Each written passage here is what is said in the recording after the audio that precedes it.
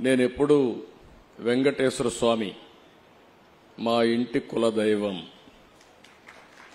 మా ఇంట్లో నుంచి నేరుగా చూస్తే మంగాపురం సైడు గోపురం అక్కడంతా కూడా 3 నామాలు కనబడుస్తూనే ఉంటాయి. ఇంట్లో నుంచి పైన ఎక్కి చూస్తే తిరుమలలో ఉండే 3 నామాలు ఇంటి దగ్గర నుంచి చూసే అవకాశం వస్తుంది.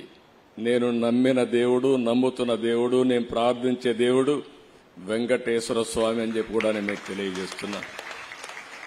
ప్రతిరోజు ఒక 2 నిమిషాలే నేను ఒకటే కోరుకుంటాను. దండం పెట్టుకొని 1 నిమిషం ప్రార్థన చేసి, ఇప్పుడు ఒకసారి చూస్తే నాకు ప్రాణ భిక్ష పెట్టింది కూడా వెంకటేశ్వర స్వామి. అదొక మిస్టరీ కూడా. 2003లో నా మీద 23 క్లేమోర్ మైన్స్ ని బ్లాస్ట్ చేస్తే సాక్షాత్తు వెంకటేశ్వర స్వామి నాకు ప్రాణభిక్ష పెట్టాడు. ఏదో చెయ్యాలని ఆ రోజు నన్ను కాపాడాడు.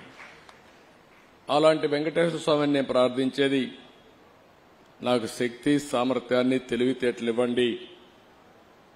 ప్రపంచంలోనే తెలుగు జాతి నెంబర్ 1 జాతిగా ఉండడానికి ఆశీర్వదించండి. ప్రపంచంలోని ఇండియన్స్ అందరూ కూడా గ్లోబల్ సర్వీసెస్ అంటే ప్రపంచంలో ఉండే ప్రజలకు సేవలు అందించే అవకాశాన్ని కల్పించండి. ఈ దేశంలో పేదరికం లేని సమాజం, అందుకే ఇటీవల నేను మాట్లాడుతున్నా జీరో పావర్టీ. మనందరి బాధ్యత. సమాజం మనకి ఇవన్నీ ఇచ్చింది.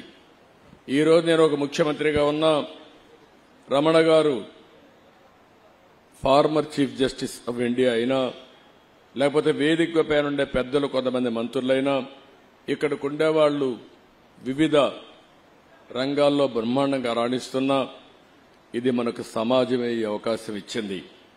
అలాంటి సమాజంలో పేదరికాన్ని, అందుకే నేను ఒక స్లోగన్ తీసుకున్నా, zero poverty nation, zero poverty state, zero poverty village. మనందరి బాధ్యత కావాలి.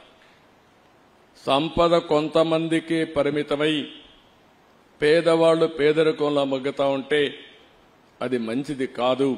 ఈ విషయం మనం గుర్తుపెట్టుకోవాల్సిన అవసరం ఉంది.